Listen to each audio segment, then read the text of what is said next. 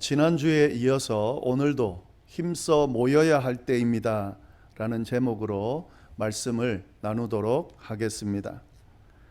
이 팬데믹을 거치면서 온라인 예배를 드리는 것이 낯설지 않고 더 나아가 익숙해지는 그런 분위기로 흘러가고 있는 상황에서 예배를 꼭 교회에 가서 대면 예배로 드려야 하는가 하는 질문을 하는 분들이 생기기 시작했습니다.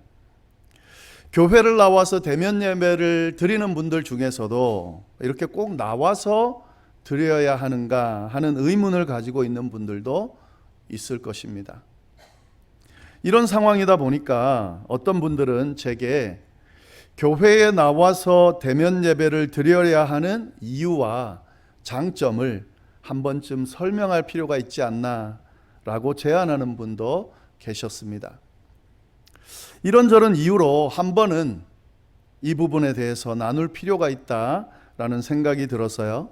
지난주부터 이 주제를 가지고 말씀을 나누고 있습니다. 왜 저희는 교회에 모여서 예배를 드려야 하는 걸까 하는 거죠.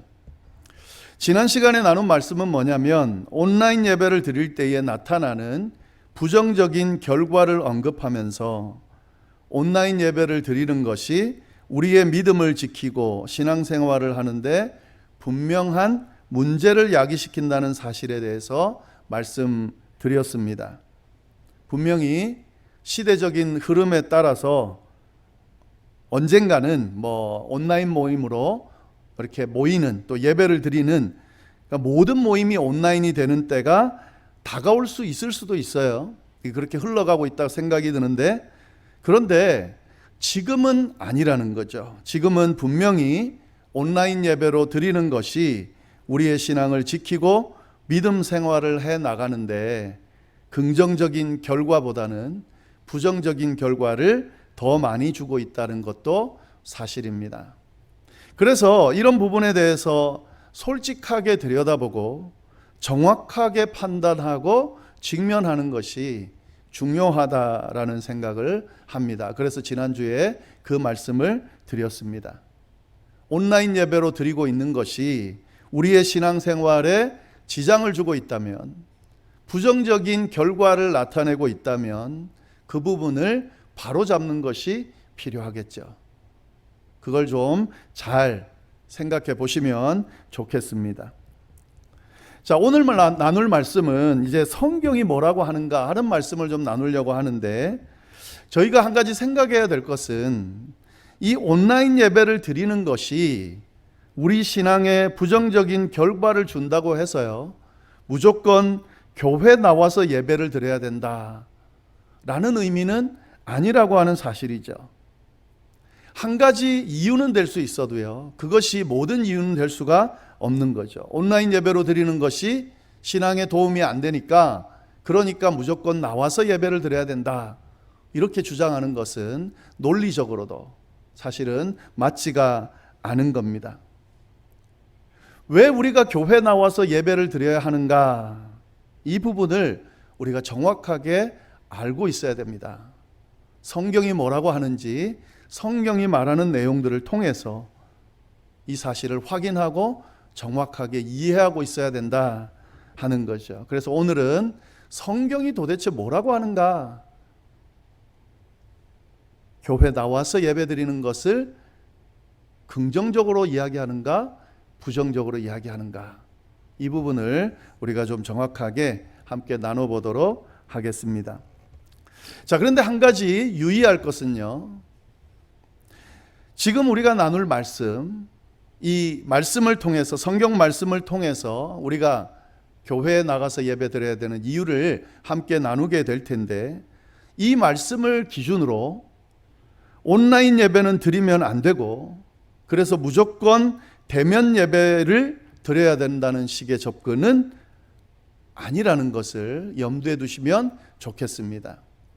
지금 저희가 성경 말씀을 통해서 교회 나와서 예배 드려야 되는 이유에 대해서 공부하는 이유는 온라인 예배는 틀리고 그리고 대면 예배는 옳고 이런 식의 이야기를 하려는 것이 아니라 말씀이 이야기하는 그 내용을 기준으로 옳고 그름을 어떤 것이든, 그것이 온라인 예배든 대면 예배든 내가 지금 잘 예배를 드리고 있는 건지 판단하는 기준을 삼기 위해서 이 말씀을 나누려 한다는 것을 잘 염두에 두시고 그 목적을 기억해 주시면 좋겠습니다.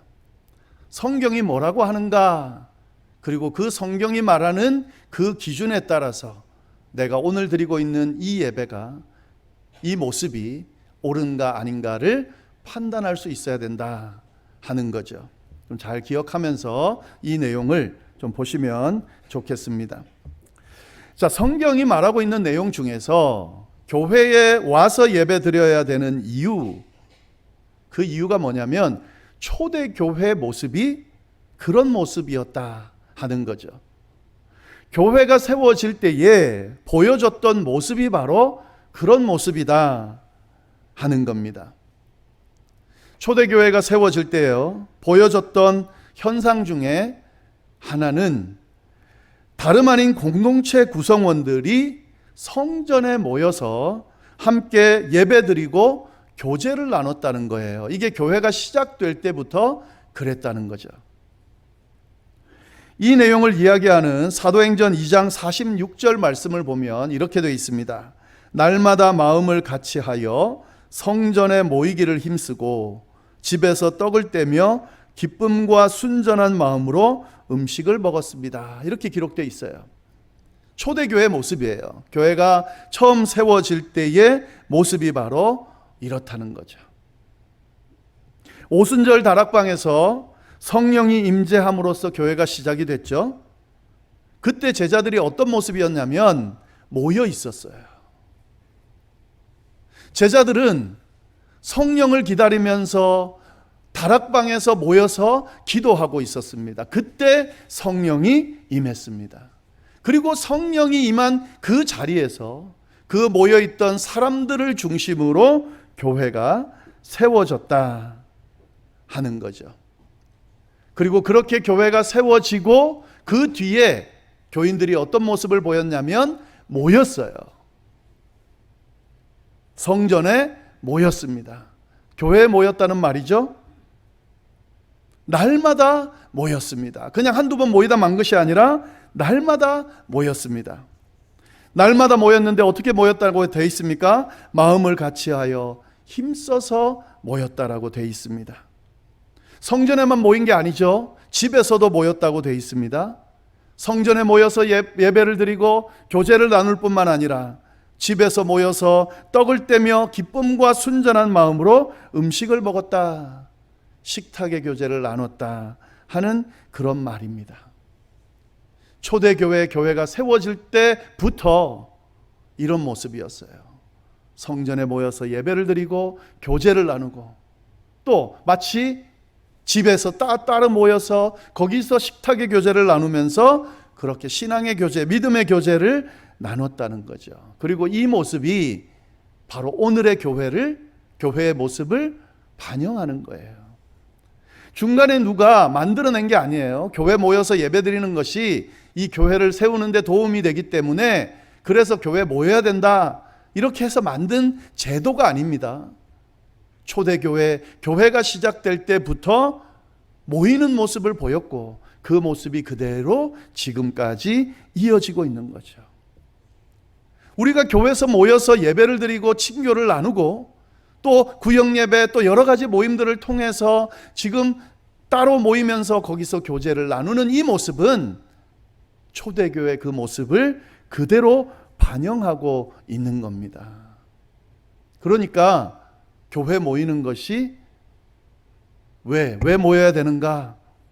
충분한 이유가 될 수 있는 거죠. 초대교회 모습을 그대로 따르고 있는 거예요. 교회는 공동체를 아주 중요하게 생각합니다. 공동체를 중요하게 생각하다 보니까 어떤 게 중요하게 되겠습니까? 모이는 것이 중요하게 되는 거죠. 성령이 임재한 현상을 보면은 어떤 모습으로 나타납니까? 공동체를 이뤘어요. 성령이 임재했을 때 흩어지지 않았습니다. 일단은 모였습니다. 모이고 난 뒤에 사역을 감당하기 위해서 흩어진 것이에요. 모이는 게 아주 중요합니다. 성령이 강하게 임재했는지, 성령이 임재하는 모임인지 교회인지를 분별하는 방법은 모이는가, 잘 모이는가 하는 거예요. 그게 기준이 될 수 있습니다. 왜냐하면 성령이 임재하면 모이게 되어 있기 때문에 그렇습니다. 여러분, 이 기준을 가지고 내가 지금 드리고 있는 예배, 내가 지금 보이고 있는 모습이 어떠한가를 한번 보시기를 바랍니다. 우리 교회가 어떤 모습인지를 한번 보시기를 바랍니다. 그러면 그것이 옳은 모습인지 그런 모습인지 분명히 알게 될 겁니다. 초대교회가 이렇게 모였다면 그 모습대로, 초대교회 모습대로 나는 그렇게 신앙생활을 하고 있는가, 이 판단으로, 이 기준으로 바라보면 내가 지금 하고 있는 것이 옳은 것인지 틀린 것인지를 분명히 알 수 있게 된다 하는 거죠. 이게 성경이 말하는 모여야 되는 이유 중에 하나고요. 그 다음에 또 한 가지 더는요, 이 모이는 것, 이것은요 하나님의 명령이에요. 하나님이 명령하신 내용이에요. 히브리서 10장 25절, 오늘 본문 말씀이죠. 25절 보면 이렇게 되어 있죠. 모이기를 패하는 어떤 사람들의 습관과 같이 하지 말고 오직 권하여 그날이 가까움을 볼수록 더욱 그리하자, 이렇게 되어 있죠. 이거는 이 히브리서를 쓴 어떤 사람의 글입니다. 그런데 이것은 하나님의 말씀이에요. 하나님의 말씀이면 이 말씀은 어떻게 되는 겁니까? 하나님의 말씀이죠. 25절은 하나님의 말씀이 되는 거죠. 모여라, 힘써 모여라, 하나님이 하신 말씀이에요. 하나님이 하신 명령이다 하는 거죠. 하나님께서 분명히 말씀하셨습니다. 힘써 모이라고요. 모이는 것이 내가 원하는 바라고요. 왜 모여야 됩니까?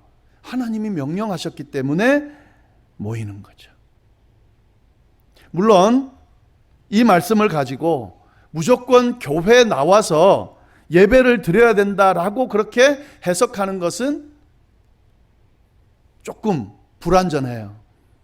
하나님이 모이라고 했으니까 무조건 교회에 나와서 대면 예배를 드려야 된다, 이렇게 적용하는 것은 약간 부족함이 있습니다. 그렇게 지금 제가 말씀드리는 것이 아닙니다. 그러나 분명한 것은 하나님께서 모이기를 원한다라고 하는 이 하나님의 명령을 잘 이해하고 그걸 기준으로 적용시켜 보면, 내가 그 하나님의 명령을 소중히 생각하고 모이려고 애쓰는지 아닌지를 판단해 보면 내가 지금 옳게 바르게 행동하고 있는지 아닌지를 분별할 수 있다 하는 거죠. 하나님의 백성이라면 하나님의 명령을 따르려는 사람들이죠. 하나님의 명령이 모이라고 했다면, 힘써 모이라고 했다면 어떻게 하는 것이 맞는 겁니까? 힘써 모이는 것이 맞는 거죠. 그래야 하나님이 원하시는 명령대로 하는 것이고 하나님의 뜻대로 하는 것이죠. 이걸 바르게 알고 있어야 된다는 거죠. 하나님은 모이기를 원하세요. 그것도 힘써 모이기를 원하세요. 근데 오늘 말씀, 이 25절 말씀을 보면은요, 좀 재밌는 표현, 특이한 표현이 있습니다. 뭐라고 되어 있습니까? 다시 한번 읽어보면요, 모이기를 패하는 어떤 사람들의 습관과 같이 하지 말아라, 이렇게 되어 있어요. 그냥 모여라, 힘써 모여라 라고 말하면 되잖아요. 뜻이 전달되잖아요. 근데 왜 모이지 않는 사람들처럼 하지 말라고 하면서 힘써 모이라고 하느냐 하는 거죠. 성경 말씀은 그냥 아무렇게나 넣는 게 아니죠. 필요 없는 말씀 들어간 경우가 없잖아요. 왜 힘써 모이라고 하면서 모이지 않는 사람들처럼 하지 말라고 하면서 모이라고 할까요?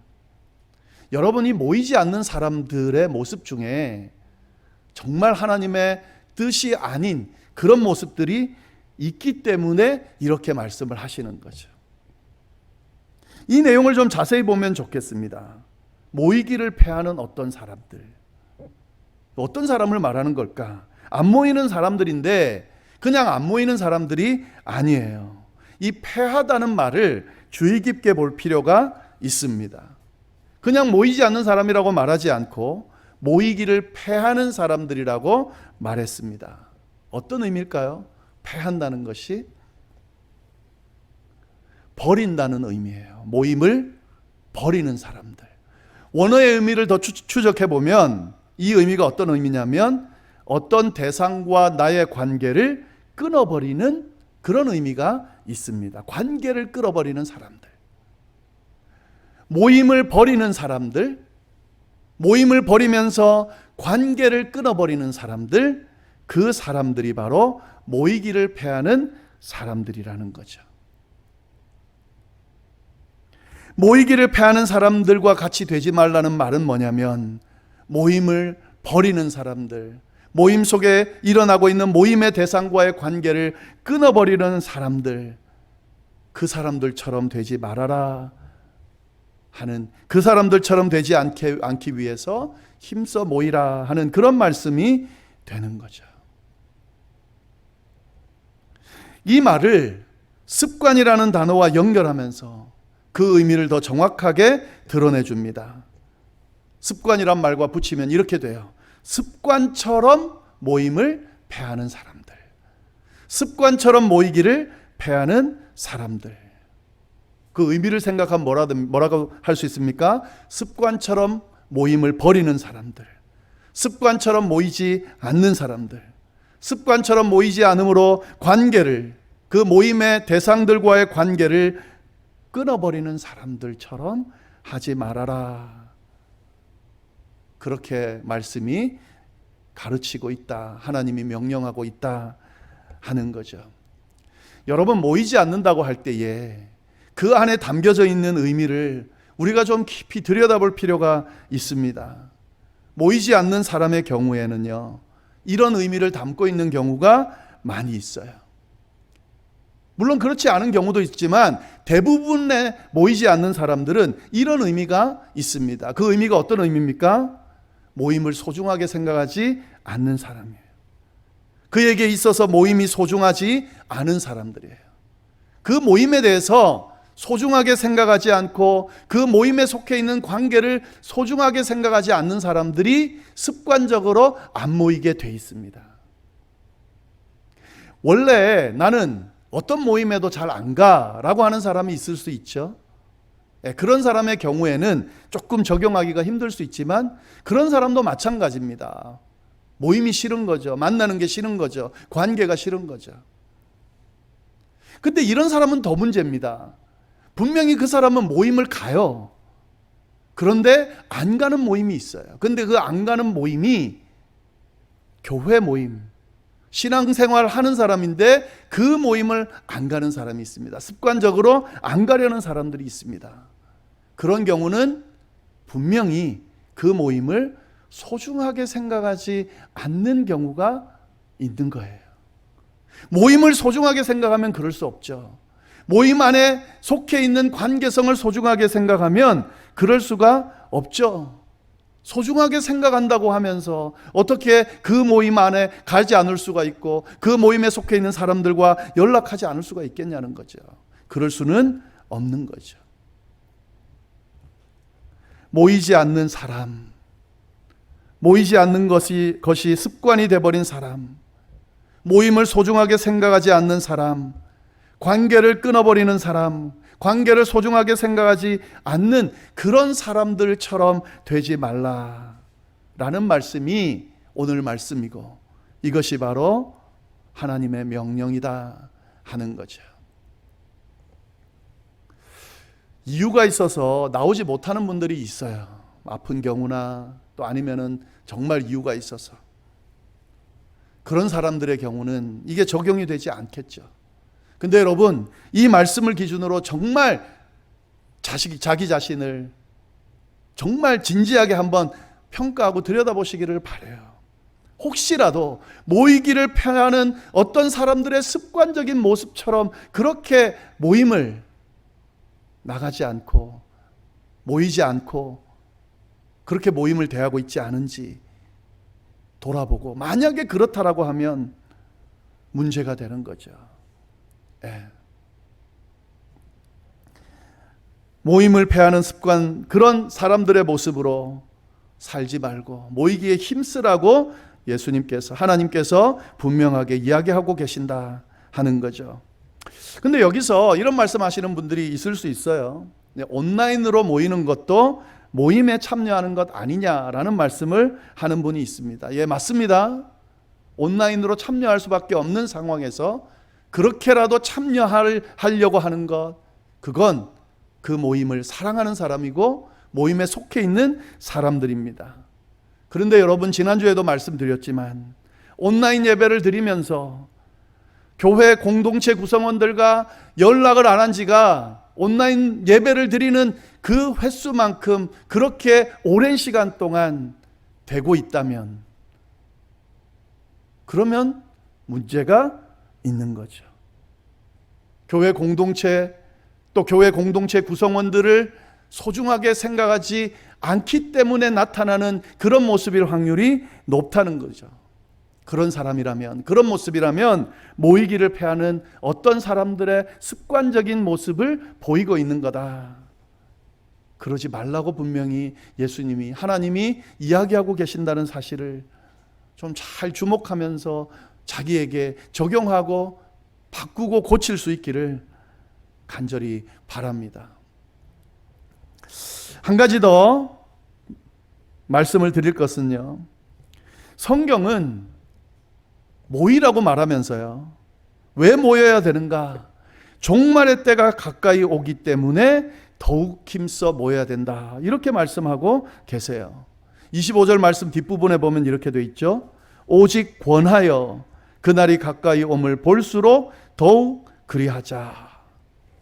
그날이 가까움을 볼수록 서로 권해서 더욱 힘써서 모이게 하자, 이렇게 이야기를 하고 있는 거죠. 여기서 그날이란 말은 다 아시는 것처럼 주님의 날을 의미합니다. 주님의 날은 어떤 날이냐면 심판의 날입니다. 종말의 날이에요.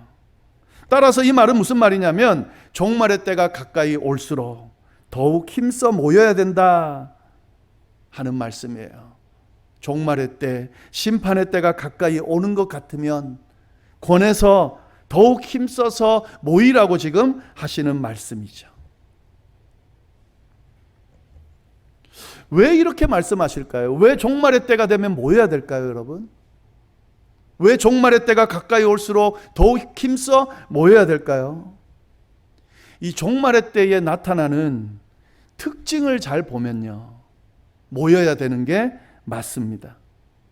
종말의 때 나타나는 특징이 뭘까요? 많이 있겠지만 그 중에 도드라지는 게 뭘까요? 이기적이 되는 거예요. 자기만 생각하는 모습을 보이게 되는 거예요. 종말의 때가 되면 다른 사람을 생각하지 않습니다. 관계를 중요하게 생각하지 않습니다. 공동체를 중요하게 생각하지 않습니다. 자기만 생각합니다. 오늘의 시대를 종말의 시대라 그래요. 여러분, 오늘날의 시대를 한번 잘 보시기를 바랍니다. 종말의 때가 가까이 왔다, 이렇게 우리가 이야기하잖아요. 특징 중에 하나가 뭡니까? 이기적이에요. 자기만 생각해요. 다른 사람을 생각하지 않습니다. 관계를 중요하게 생각하지 않습니다. 공동체를 중요하게 생각하지 않습니다. 요즘 일어나는 사건 사고들을 한번 보시기를 바랍니다. 다른 사람들을 생각하고 관계를 생각하고 공동체를 생각한다면 하지 못할 행동들이 지금 계속해서 드러나고 있는 거죠. 내게 이익이 되고 그 이익만 챙길 수 있다면 이 세상이 깨지는 거는 상관이 없는 거예요. 공동체가 깨지는 거는 상관이 없는 거예요. 관계가 깨지는 거는 전혀 개의치 않습니다. 그냥 그 이익을 위해서 행동으로 옮기게 됩니다. 요즘 일어나고 있는 전쟁도 그렇잖아요.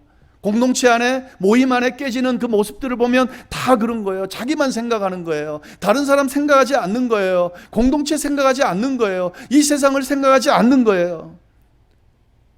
그러니까 이런 현상이 벌어지는 거죠. 종말의 때가 가까이 왔다는 거죠.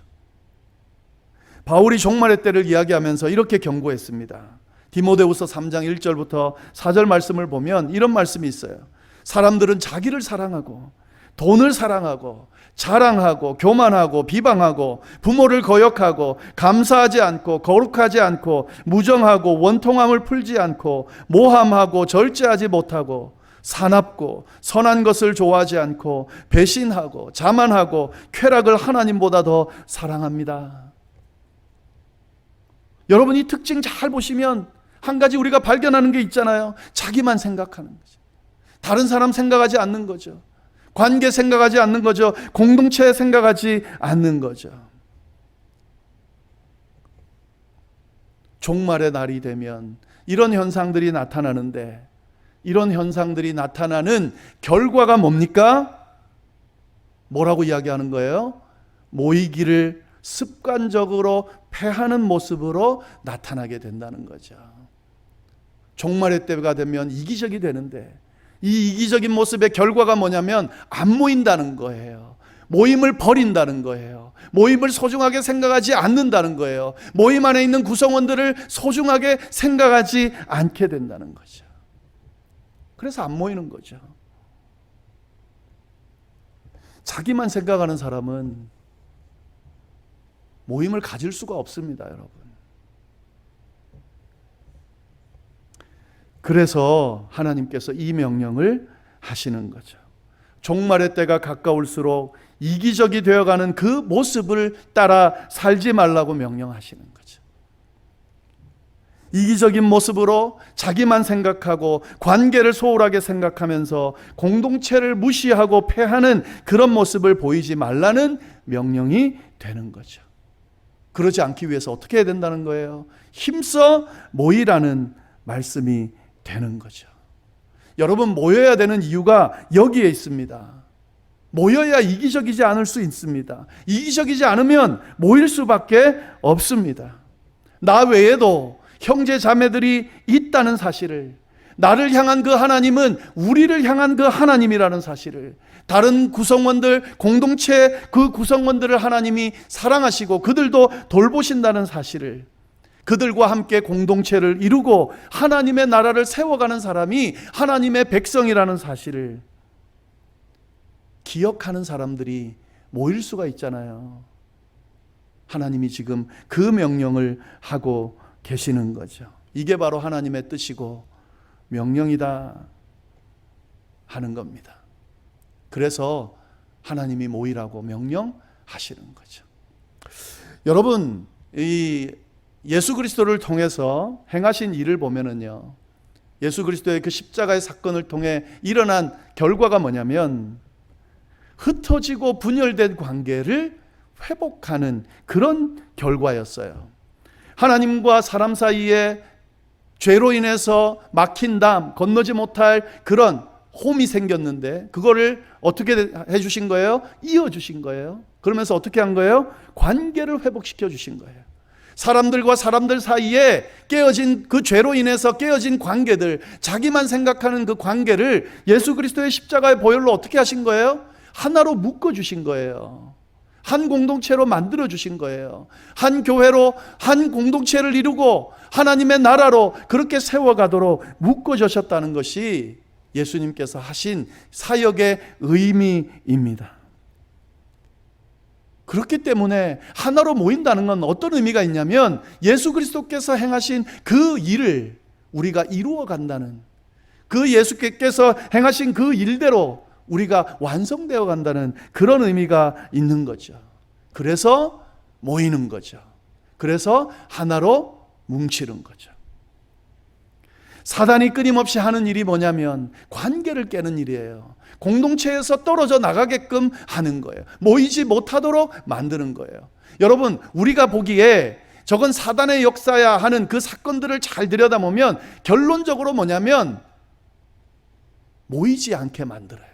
관계를 깨요. 하나 되지 못하게 만들어요. 흩어지게 만들어요. 흩어지면 어떻게 돼요? 다 분열되는 거죠. 신앙을 지킬 수가 없게 되는 거죠. 우리가 그 화롯불을 피울 때요, 거기에 있는 숯불들이 하나로 모여 있을 때 활활 타지만 거기에 있는 숯불 하나가 떨어져 나가면 어떻게 됩니까? 금방 식어버리죠. 사단이 하려고 하는 게 그거예요. 모이지 않도록, 하나 되지 못하도록, 분열되도록, 전부 흩어가지고 다 식어버리도록, 다 깨져버리도록, 하나님과 멀어지고 성령도 식고 모임도 소중히 생각하지 않고 그게 습관이 돼서 모임을 폐하고 깨뜨리는 그런 삶을 살아가도록 그렇게 만들려고 한다 하는 거죠. 이런 의미에서 하나님이 우리에게 명령하시는 거죠. 모이기를 패하는 어떤 사람들의 습관과 같이 하지 말고 그날이 가까이 온다 생각하면 더 힘써서 서로 권면해서 모이라고. 모여야 사니까. 모이는 것이 우리의 모습이니까. 우리는 한 공동체니까. 그래서 모인다는 거죠. 여러분, 이 기준으로 내가 지금 온라인 예배를 드리든 대면 예배를 드리든 진짜 모이기를 힘쓰고 이 명령대로 내가 행하고 있는가를 판단했을 때에 만약에 이 기준에 내가 부합하다라고 하면 온라인 예배를 드리든 대면 예배를 드리든 상관없어요. 그러나 이 기준에 부합되지 않는다고 하면 지금 그 하고 있는 신앙의 모습을 잘 들여다보고 분별하고 고치고 바꾸고 바로 세울 필요가 있습니다. 그게 온라인 예배로 드리든 여기 예배당에 나와서 예배를 드리든. 왜 모여서 예배 드리라고 그렇게 성경이 이야기하는가 잘 한번 돌아보시면서 우리의 신앙생활에 적용하고 정말 이 종말의 때에 하나님의 뜻에 합당한 그런 신앙의 삶을 살아가는 우리 모두가 될 수 있기를 간절히 바랍니다. 기도하겠습니다. 하나님 아버지, 예수 그리스도의 십자가의 보혈로 다 깨어진 관계를 회복시켜 주시고 하나님과 우리 사이에 갈라진 그런 틈을 이어주시고 화해시켜 주시고 하나 되게 해주시고 또 수많은 형제 자매들 주님 안에서 하나로 한 형제 한 몸을 이루게 하시고 공동체를 이루고 이 공동체 안에서 살아갈 수 있게 하심에 감사를 드립니다. 하나님, 인간들의 모임이기 때문에 부족한 모습도 많고 때로는 이 안에서 서로 상처 주고 또 힘들어하고 그런 모습들을 보일지라도 하나님 안에서 한 몸 이룬 그 이상적인 모습은 변할 수가 없다는 사실을, 그것이 우리의 의미고 그것이 우리의 정체성이라는 사실을 우리가 기억하면서 한 몸을 이룬 한 공동체로 끊임없이 모이는 우리가 될 수 있도록 주여 인도하여 주옵소서. 혼자서는 할 수가 없습니다. 혼자서는 신앙을 지킬 수도 없고 혼자서는 하나님 믿음을 지키기도 쉽지가 않고 혼자서는 사단의 유혹에 주님 이길 수도 없습니다.